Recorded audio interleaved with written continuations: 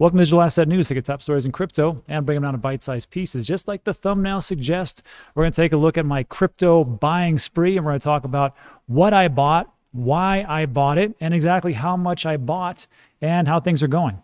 Also, we're going to take a look at how everything's going with Bitcoin in El Salvador, as people are paying for everything in the Lightning Network, and it's very fast. However, there are some bugs to fix, and we're going to go over what's going on with Bitcoin, Lightning, and Cardano.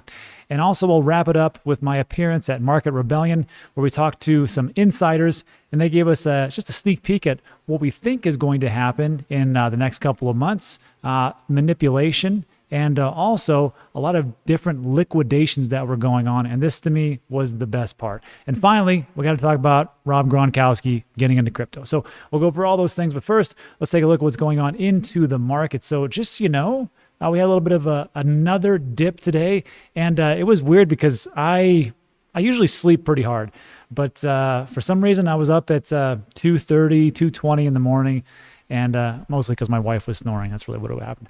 And from there, I just, have to take a look at what's going on in the market. And boom, it was just a big wipeout. So right now, we're not doing too bad.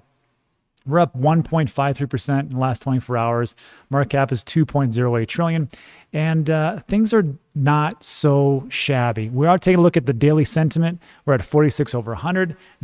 Average daily sentiment for crypto in general is 45 over 100. And we're using Trade the Chain sentiment analysis. If you're looking for sentiment analysis to add to your technical analysis and fundamental, just look in the description below. There's a link that looks just like this, and you can sign up for this service called Trade the Chain. So this is what we have. And we got a Bitcoin price of 46,390. On top of that, the sentiments, what we can see is that Bitcoin, the sentiment is in green. And then the price is in blue. And after that big hit, last couple of days, we've seen them both happen. We've seen the sentiment kind of drop, but Bitcoin price has remained pretty stable, and it's been looking pretty good as far as what's going on. And then as far as like the coins, what is going on as far as the price action itself, we've got Ethereum 3,500, Cardano 2.43, and over the last 24 hours, it's kind of moved sideways, except for Solana. Solana, yet again, is up 14% in the last 24 hours. Man, I'm glad I bought that one. And some other things. 2% up for Litecoin, crazy. Terra, 7%. 36% for Algorand. And also, in conjunction with Trade the Chain, the sentiment token itself was up 31%. Now it's at a dime. That's crazy. So also, just be aware, everything I talk about, I'm pretty biased because I own them. So just take that as it were. But hey, everything's up. Solana, sentiment, Cardano, not too bad.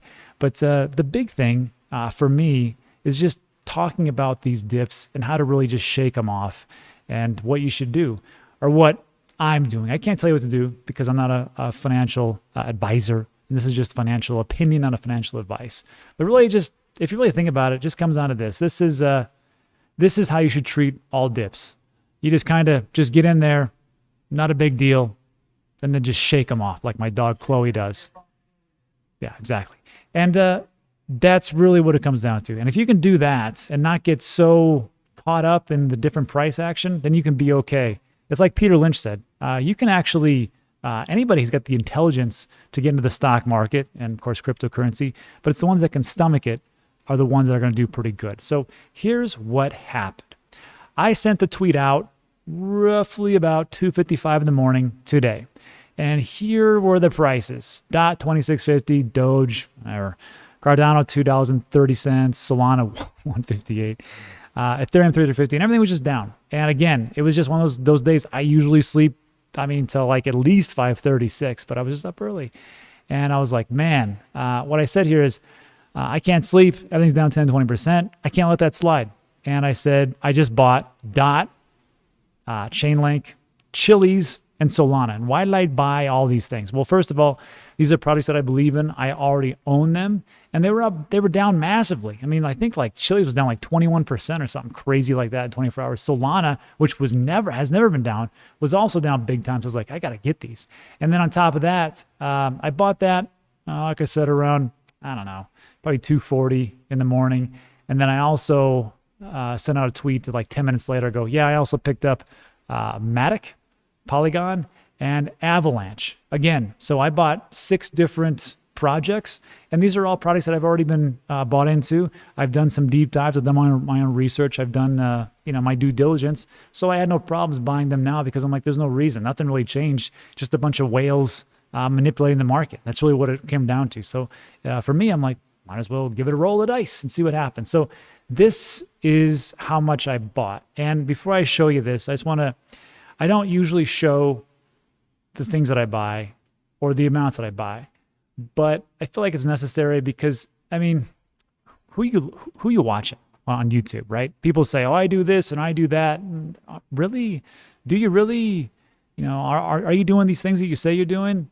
Because, I mean, look, trust is a commodity you just can't buy. And the reason why you watch this channel is because you trust me to give you the best information and that I'm being honest. So I just want to show you that this is what I bought, and I bought a lot. And some people were asking me like, hey, should I, because like in May, there was a dip and a dip and a dip and a dip. So should I just buy this dip? I'm like, I can't tell you what to do. But what I'm doing is I'm learning from the last dip. I'm not putting everything in because I took a little bit of profits as things were going up, which is reasonable. And like my friend CJ always says, keep some powder on the sidelines, which I did. And when the time was right, there was a big dip, 20%, 18 to 21%. I started to buy off. And I just, what I'm going to do is I'm not going to put everything into it. What I'm going to do is I'm going to break it up into thirds or maybe even fourths.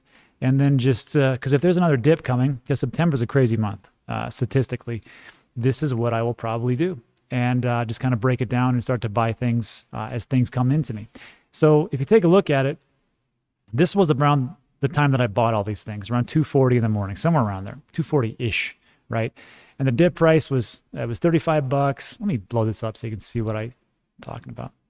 So dip price was $35 for Avalanche, $1.29 for Matic, Chiliz 32 cents, $26.44 for Chainlink, DOT 26.50, and Solana was $1.58. I don't know.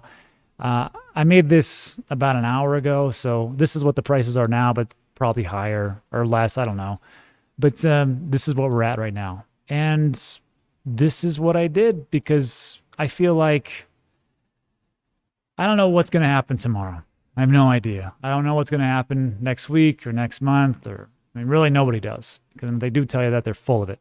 So I just feel, or I just tend to take a look at trends and kind of see where things are going. Every single bank out there is getting into crypto. Governments are getting into crypto. I mean, we've got huge hedge funds. We've got pensions. We've got, online retailers getting into it. Heck, we've even got PayPal offering it to all their services. Do you not think this is going to do pretty well? I think so. Now I'm going to put my money where my mouth is, and I think this is where I should be investing. Now, again, this is not investment advice. It's just investment opinion. This is what works for me. My goals are not your goals. So just remember that and do your own diligence and research. And that is essentially what's going on. So that is it for that piece. Now let's talk about Bitcoin in El Salvador. So I never thought I would see the day where Bitcoin would be this lightning fast, pun intended. So I want you to watch this video real quick just to get the grasp the brevity or the breadth of what is going on in El Salvador, because this to me was pretty amazing how fast transactions are going on the Lightning Network. So just check this out.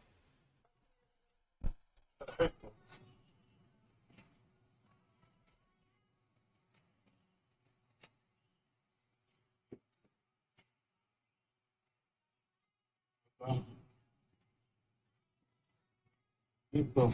Lo saldremos. Perfecto. Gracias. Let me tell you, when I go to any store, Home Depot, Walmart, Lowe's, whatever else, it's not moving that fast for my Visa card. So that was pretty amazing. I never thought I was today where Bitcoin would be used as a cryptocurrency. I was wrong. And I always talk about it as a store of value, but here we are, and me eating crow, and I'm okay with it. I'm happy I'm wrong.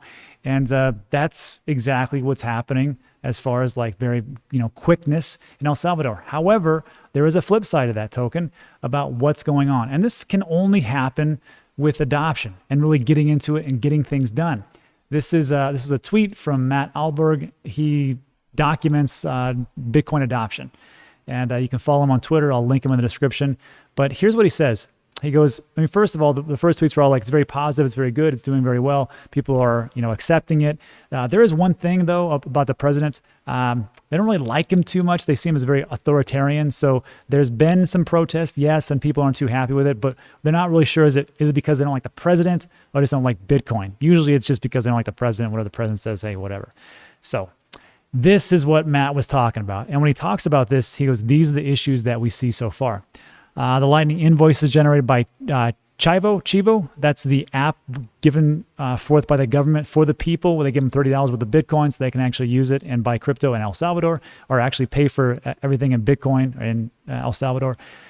Contains the full legal name of the creator of the invoice. This seems to me like a privacy issue. He also says 3 more things. There's a potential bug when pasting in a Lightning invoice, which already has a number of sats required. The Chivo app asks the users to manually input the amount being sent. And when it's inputted manually, the payment throws error. No se puede realizar esta operación undefined. Another bug. Chivo appears to have a minimum send amount for both on-chain and Lightning. We feel this was created for on-chain Bitcoin, but was mistakenly applied to Lightning. And then 2 more, another bug, LN invoices not really working too well. When sending on-chain Bitcoin, Bitrefill asks the user to send a certain amount, 0.0001, and the user in Chivo inputs a number, but then afterwards the Chivo takes the fee from that, and you receive less. It's a non-standard behavior. The fee should instead be deducted from the remaining balance in the Chivo's user app, not the amount being sent. And the reason why I talk about this is very simple. It's because no matter how much you plan and really get things going, you got to kind of just get out there and do it, right? I mean, you can't be an armchair quarterback. You got to get out there and just break a few eggs. And hopefully all the different planning, you minimize the amount of breakage, right? Talking to you DeFi projects.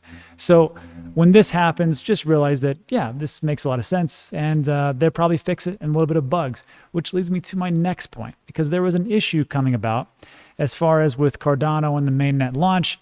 They're going to the testnet right now. On September 12th, they're going to launch the mainnet. And just so you know, there was an issue, which people have been talking about, with MinSwap. And what happened real quick, it talks about Cardano struggles with UTXOs, DApp errors, and congestion issues.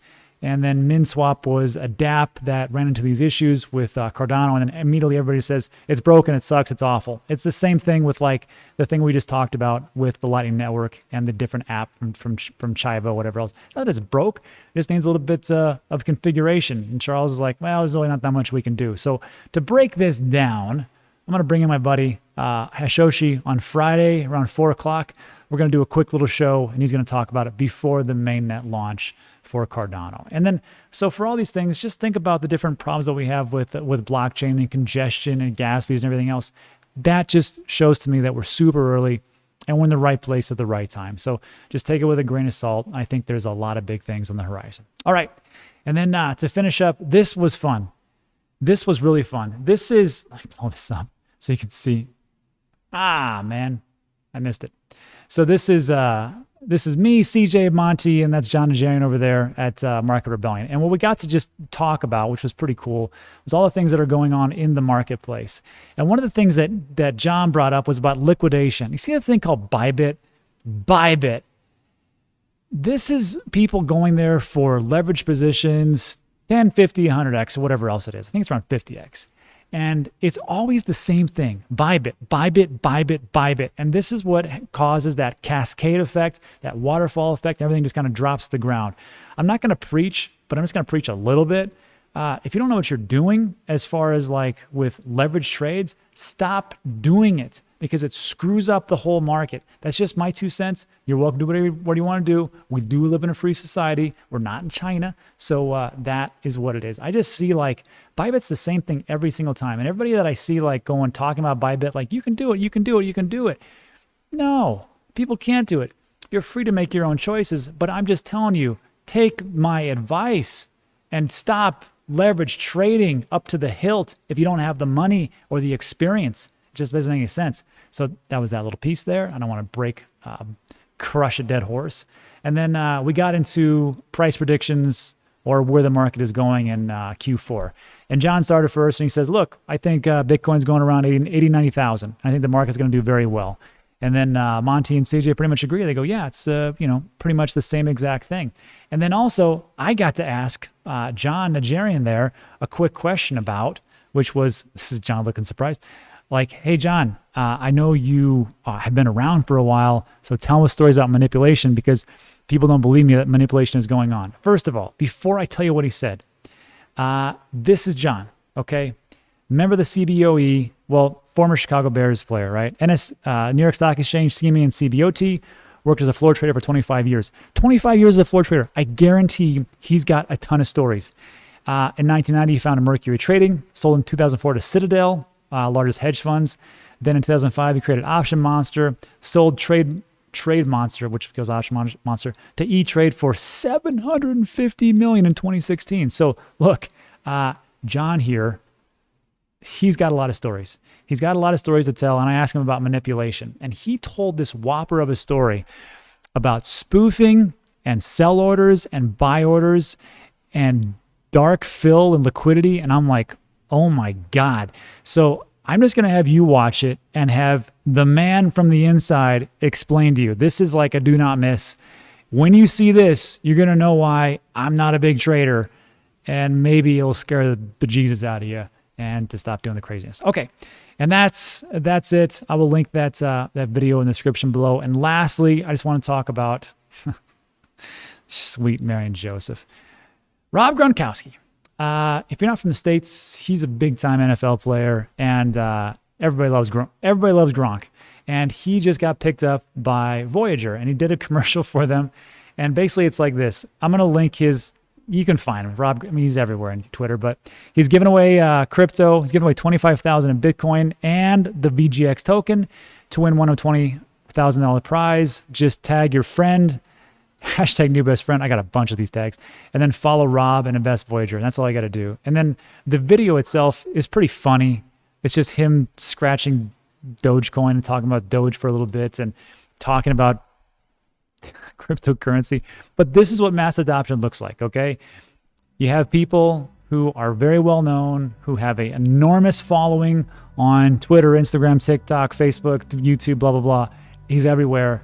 And guess who picked him up? Voyager. All right. So I thought it was a pretty funny video, and it's just good for mass adoption. And look, that's it for today. So I know there's a lot of things going on, but there's a lot of things going on. And if you like that video, first I'd like to say thanks for sticking with me if you're all the way to the end. If you like the video, give it a thumbs up, a like. If you like these types of videos where we talk about the things that are going on today, just consider subscribing. We do this every single day, talk about what's going on, hopefully to make you better aware. And that's it. So thanks so much for watching. I appreciate it, and I'll see you on the next one.